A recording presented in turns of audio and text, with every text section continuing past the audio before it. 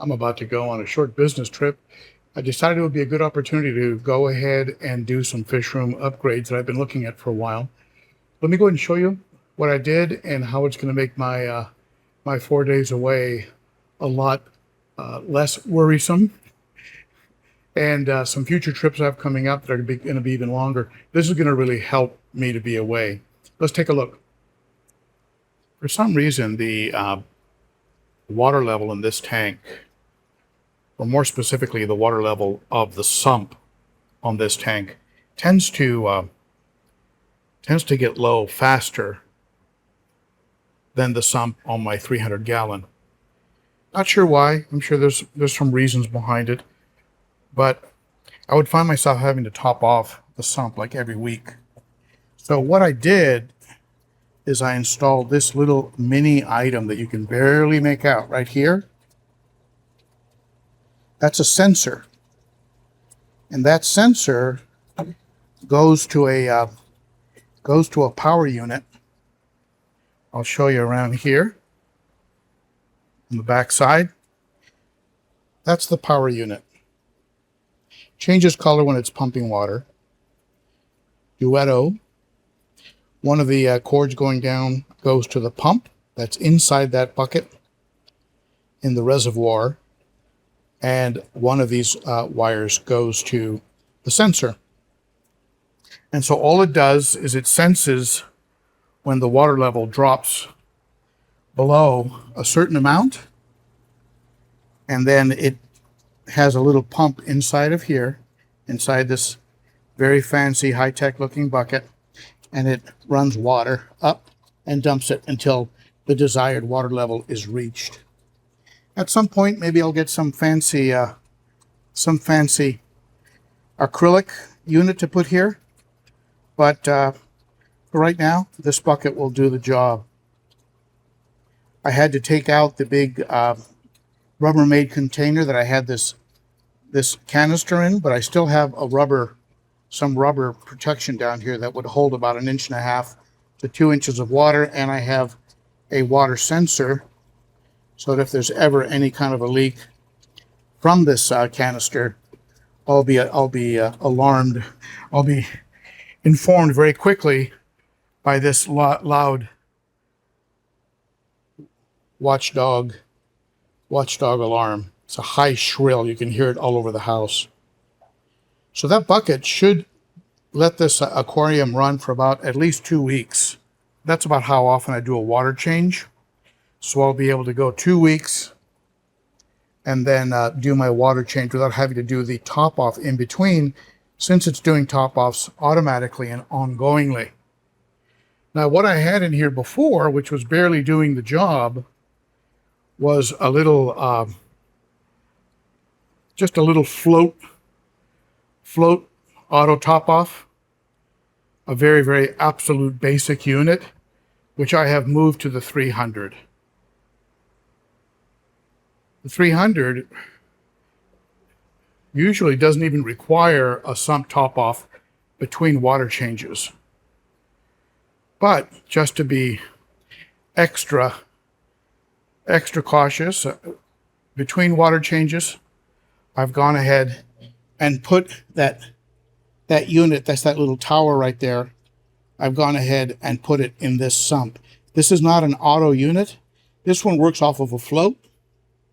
And when that float drops down with the water level, water starts trickling from that auto top off plastic tower there. Just holds a few gallons, but it can definitely hold this sump, a 40 gallon breeder, can hold it for 2 weeks. It's resting on top of just some baffle material that I had laying around. This is why fish keepers never throw anything away. And I've got some pieces of sponge between any parts that might touch to prevent vibration. Another thing I did is I added some limestone, some that was sent to me by a friend, Paul Newman, a friend of the channel. He sent me these large Texas limestone pieces. Look like big fossilized snails. All of these pieces, along with the smaller pieces of limestone that I purchased, were in that bare spot right there. These big pieces were pushed over here to the side, and the small pieces were moved out and placed like you see them here. Those pieces were actually in the back. So the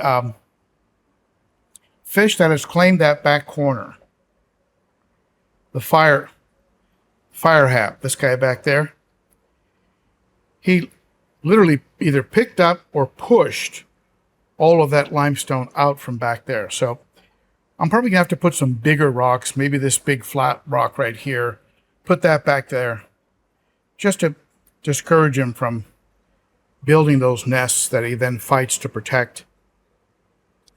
I'm getting some nice colors showing up on this Autopharynx tetrastigma. Young fish, but very beautiful. Anyway, you can see here these pieces of limestone. I didn't put them there. They were moved there by the fire hat, making his nest.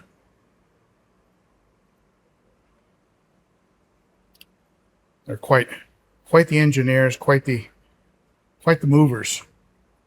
Now, the other thing I'll be doing before I go is I'll be giving these guys a water change. They get a water change a couple times a week. Sometimes I slip and go once a week, but I try and go a couple times a week. So they'll get a water change. All the other tanks in here have gotten a water change. There's that little Empire gudgeon, both of them.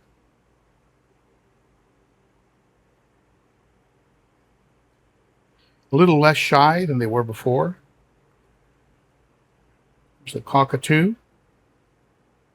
I've got some more fish coming in for this tank that I'm pretty excited about. And what I did is I went ahead and prepared, let's go by the 90. Hey buddy, say hi. 90 gallons looking great. There's the Starry Night up there. Not as shy as he was, eating even better than he was. Still on the shy side, but doesn't look like anyone is messing with him one bit.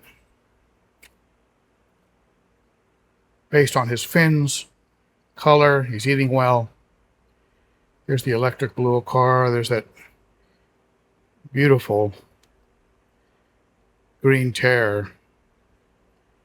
Just a brute, but a friendly brute.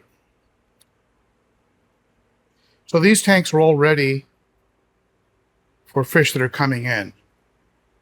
So 29, the 20 rimless, and another 29. So these are all going to be utilized as quarantine tanks for some fish that are on order. There are also a few extra plecos in here. You see one trying to shove into that small cave right there. I moved some of the plecos out of the 55-gallon planted community. There are just too many of them in there. So they were moved into this tank here.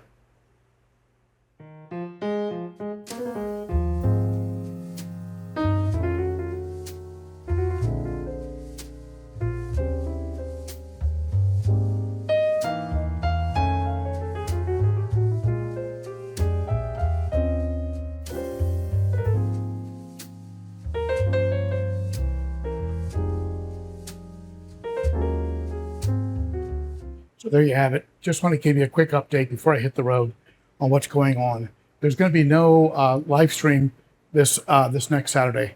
I'm going to be, of course, out of town, down in New Orleans, the Big Easy, and on business actually. And so I'll see you the following Saturday. Thank you so much for tuning in. You are appreciated, and I will see you at the next one. Bye-bye.